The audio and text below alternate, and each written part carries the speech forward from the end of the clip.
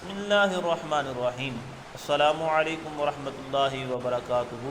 سامعین دی Mohtasham, channel Islamic view میں میں حافظ علی مراد ایک نئے سبق کے ساتھ آپ کی خدمت میں حاضر ہوں۔ آج کے سبق میں ہم 27ویں پارے کے مضامین پر مختصراً گفتگو کریں گے۔ اس پارے کے شروع میں اس بات کا بیان ہے کہ حضرت ابراہیم علیہ السلام کے پاس آنے والے اجنبی انسان نہیں تھے بلکہ بشری شکل میں فرشتے تھے۔ تو ابراہیم علیہ السلام نے ان سے پوچھا کہ آپ کا مشن کیا ہے؟ انہوں نے کہا کہ ہم مجرموں کو ایک قوم کی طرف بھیجیں گے تاکہ ان پر مٹی سے پکے ہوئے پتھر برسائے جو آپ کے رب کے نزدیک حد سے تجاوز کرنے والوں کے لیے نشان زدہ ہیں۔ سائنسی دنیا گائیڈڈ میزائل کی جس تکنیک تک بہت دیر میں پہنچی ہے، قرآن نے اس کا تصور بہت پہلے پیش کیا۔ انہوں نے یہ بھی کہا کہ ہم اہل ایمان کو صحیح سلامت اس بستی سے باہر نکال دیں گے اور اس میں مسلمانوں کا ایک ہی گھر ہے، یعنی حضرت لوط علیہ السلام کا۔ اس کے بعد فرعون اور موسیٰ علیہ السلام اور فرعونیوں کے سمندر میں غرق ہونے کا ذکر ہے۔ قوم عاد و سمود پر عذاب کا ذکر ہے۔ پھر فرمایا آسمان کو ہم نے اپنے دست قدرت سے بنایا اور ہم ہر آن اس کو توسیع دینے والے ہیں۔ آج ماہرین فلکیات اور سائنسدان نت نئی کہکشاؤں کی دریافت کرنے کی بات کرتے ہیں۔ ان کا کہنا ہے کہ ابھی لاتعداد کہکشائیں ایسی ہیں جو دریافت نہیں ہو سکی۔ تو قرآن نے بلائی کائنات اور قدرت کے خلائی نظام کی وسعت کی بات بہت پہلے بیان کر دی۔ آیت نمبر 56 میں وہ مشہور آیت ہے جس میں رب کائنات نے جنوں اور انسانوں کے مقصد تخلیق کو بیان کیا، یعنی اللہ کی عبادت اور اس کی معرفت ہے۔ سورہ طور، اس صورت میں اللہ تعالیٰ کے اٹل عذاب کا ذکر ہے۔ جب اس کا فیصلہ ہو جاتا ہے تو کوئی اسے ٹالنے والی طاقت نہیں۔ آسمان تھر تھرانے لگتا ہے، پہاڑ بہت تیزی سے چلنے لگتے ہیں۔ آیت نمبر 17 میں اہل جنت کے لیے اللہ عز و جل کی جانب سے جو نعمتیں راحتیں تیار ہیں ان کا ذکر ہے، اور یہ بھی کہ اہل ایمان کی اولاد میں سے جو ان کے سچے پیروکار ہوں گے وہ بھی ان سے جا ملیں گے۔ آیت نمبر 35 میں قدرت باری تعالیٰ کے منکرین کو مخاطب کر کے بتایا گیا کیا وہ بغیر کسی سبب کے پیدا کر دیے گئے یا وہ خود ہی اپنے خالق ہیں؟ کیا آسمانوں اور زمینوں کو انہوں نے پیدا کیا؟ کیا تیرے رب کی رحمت کے خزانے ان کے قبضۂ قدرت میں ہیں یا ان کے پاس کوئی سیڑھی ہے جس پر چڑھ کر یہ بلائی کائنات کی باتوں کو سن لیتے ہیں؟ اگر ایسا ہے تو کوئی واضح دلیل تو پیش کرے۔ سورہ نجم، اس صورت کی ابتدائی 18 آیات میں سید المرسلین رحمت للعالمین سیدنا محمد رسول اللہ صلی اللہ علیہ وسلم کے سفر معراج کی اس منزل رفعت کا ذکر ہے جس میں انہوں نے اللہ تعالیٰ کا قرب خاص عطا ہوا۔ اللہ نے اپنے مقدس بندے کی طرف جو چاہا وہی فرمایا ہے۔ رسول کریم صلی اللہ علیہ وسلم اپنے قلب اطہر کی پوری حضوری اور یقین کے ساتھ اپنے خالق و مالک کے جلووں کو دیکھتے رہے تو اللہ تعالیٰ نے ریب و شک میں مبتلا لوگوں کو فرمایا کہ کیا تم ان سے اس پر جھگڑ رہے ہو کہ انہوں نے دیکھا؟ انہوں نے تو نور نزول کے اس جلوے کو بار دیگر دیکھا، وہاں جنت المأوا ہے۔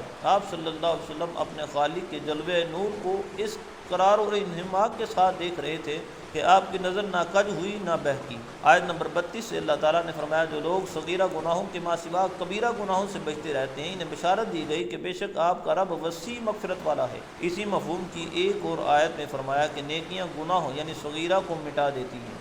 آیت نمبر 38 سے فرمایا کہ کسی کے گناہ کا بوجھ کسی دوسرے پر نہیں ڈالا جائے گا، ہر شخص کو اپنے کیے کا پورا پورا صلہ ملے گا۔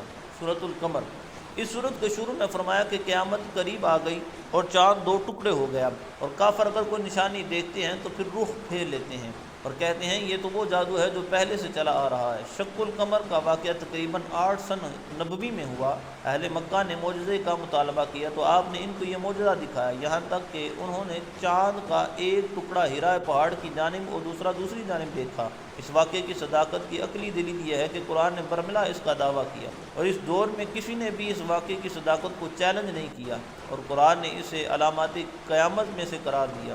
اسی سورہ مبارکہ میں اللہ تعالیٰ نے 4 مرتبہ تکرار در تکرار کے ساتھ فرمایا کہ ہم نے قرآن کو نصیحت حاصل کرنے کے لیے آسان کر دیا، تو ہے کوئی نصیحت قبول کرنے والا؟ سورہ الرحمن، اس صورت کے شروع میں فرمایا رحمان نے اپنے رسول مکرم صلی اللہ علیہ وسلم کو قرآن کی تعلیم دی۔ اس نے انسان کامل کو پیدا کیا اور ان کو ہر چیز کے بیان کی تعلیم دی۔ آیت نمبر 6 میں اللہ تعالیٰ نے سورج اور چاند کے غیر مرئی نظم و ضبط، زمین پر بچھے ہوئے سبزے اور درختوں کی کیفیت سجدہ اور آسمان کی رفعت کو اپنی قدرت کی دلیل کے طور پر پیش فرمایا۔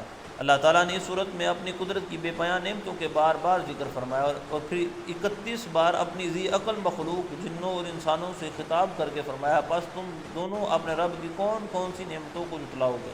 آیت نمبر 33 میں فرمایا اے جنات اور انسان کے گروہ، اگر تم یہ طاقت رکھتے ہو کہ آسمانوں اور زمین کے کناروں سے نکل جاؤ تو نکل جاؤ، تم جہاں بھی جاؤ گے وہاں اسی رب ذوالجلال کی سلطنت ہے۔ آیت نمبر 46 سے دو جنتوں کی نعمتوں کا بیان ہے، وہاں سرسبز شاخوں کے والے باغات ہوں گے، ان جنتوں میں دو چشمے بہہ رہے ہوں گے، ہر پھل کی دو قسمیں ہوں گی، اہل جنت ایسی مسندوں پر جلوہ افروز ہوں گے کہ جن کے استر نفیس و دبز ریشم کے ہوں گے، وہاں یاقوت و مرجان کی طرح باحیا حوریں ہوں گی۔ پھر فرمایا کہ ان دونوں کے علاوہ دو جنتیں اور ہوں گی جن میں فوارے کی طرح چھلکتے ہوئے دو چشمے ہوں گے، اور اسی طرح کے مزید نعمتوں کو بیان کرنے کے بعد فرمایا احسان کا بدلہ احسان ہے۔ سورۃ الواقعہ، اس صورت میں انسانوں کی تین طبقات بیان کیے گئے، ایک اصحاب المیمنہ یعنی اہل سعادت و خیر، دوسرا السابقون المقربون یہ وہ لوگ ہوں گے جو نیکی میں سب پر سبقت لے جائیں گے، تیسرا اصحاب المشأمہ یہ بد نصیب لوگ اہل جہنم ہوں گے۔ اس کے بعد ایک بار پھر جنت کی پرکشش نعمتوں کا ذکر ہے، وہ ایک دوسرے کے مقابل تکیوں پر ٹیک لگائے ہوئے زر و جواہر سے مرد سے تختوں پر بیٹھے ہوں گے، ان پر شراب طہور کے جام گردش کر رہے ہوں گے، اور یہ ایسی شراب ہوگی کہ عقل پر اثر انداز نہیں ہوگی، پرکیف ہوگی۔ اس کے بعد اصحاب الیمین کے لیے مزید نعمتوں کا ذکر ہے، پھر اصحاب الشمال یعنی اللہ کے نافرمان لوگوں کے لیے عذاب کی مختلف صورتوں کا ذکر ہے۔ ان میں سے ایک یہ ہے کہ ان کی خوراک زقوم یعنی تھور کے درخت سی ہوگی، اور اس درخت کا پھل انتہائی کڑوا ہوگا، وہ اس سے پیٹ بھریں گے اور اس پر کھولتا ہوا پانی پئیں گے۔ آیت نمبر 77 سے قرآن عظیم کا ذکر ہے، یہ کتاب لوح محفوظ میں ہے اور اس کتاب کو صرف پاک لوگ ہی چھو سکتے ہیں۔ الحدید، اس صورت کی ابتدا میں اللہ تعالیٰ نے ایک بار پھر اپنی آیات قدرت کا ذکر فرمایا۔ قرآن مجید میں اللہ تعالیٰ نے صحابہ کرام کے مابین درجات فضیلت میں مختلف مدارج بیان کیے۔ اللہ تعالیٰ فرماتا ہے کہ اے مسلمانوں، تم میں سے کوئی بھی ان کے برابر نہیں ہو سکتا جنہوں نے فتح مکہ سے پہلے اللہ کی راہ میں خرچ کیا اور کافروں سے جہاد کیا، ان سب کا ان مسلمانوں سے بڑا درجہ ہے جنہوں نے فتح مکہ کے بعد اللہ کی راہ میں خرچ کیا اور کافروں سے جہاد کیا، مگر اس باہمی فضیلت اور درجہ بندی سے کسی کو یہ حق نہیں پہنچتا کہ کسی صحابی کے مرتبے کو گرایا جائے یا ان کی شان میں کوئی نازیبا کلمہ کہا جائے۔ اللہ تعالیٰ نے فرمایا کہ اللہ نے اپنے رسول کے تمام صحابہ سے اچھے انجام یعنی جنت کا وعدہ فرمایا ہے۔ آیت نمبر 12 میں فرمایا کہ میدان حشر میں مومنین اور مومنات کی امتیازی شان ہوگی، ان کا نور ان کے سامنے ان کی دائیں جانب ذو فشاں ہوگا اور انہیں جنت کی بشارت دی جائے گی۔ اگلی آیت میں فرمایا کہ منافق مرد اور عورت مومنوں سے کہیں گے کہ تم ہماری طرف دیکھو، ہم بھی تمہارے نور سے کچھ روشنی حاصل کریں گے۔ ان سے کہا جائے گا تم اپنے پیچھے لوٹ جاؤ، پھر کوئی نور تلاش کرو۔ پھر ان کے درمیان ایک ایسی دیوار حائل کر دی جائے گی جس میں دروازہ ہوگا، اس کے اندرونی حصے میں رحمت ہوگی اور باہر کی جانب عذاب ہوگا۔ آیت نمبر 25 میں فرمایا بے شک ہم نے اپنے رسولوں کو قوی دلائل کے ساتھ بھیجا اور ہم نے ان کے ساتھ کتاب و میزان یعنی عدل کو نازل فرمایا تاکہ لوگ عدل پر قائم رہیں۔ ہم نے لوہا نازل کیا جس میں سخت قوت ہے اور انسانوں کے لیے فائد ہے۔ سامعین محتشم، آج کے سبق کا اختتام ہوتا ہے، کل ایک نئے سبق کے ساتھ آپ کی خدمت میں حاضر ہوں گے۔ السلام علیکم ورحمۃ اللہ وبرکاتہ۔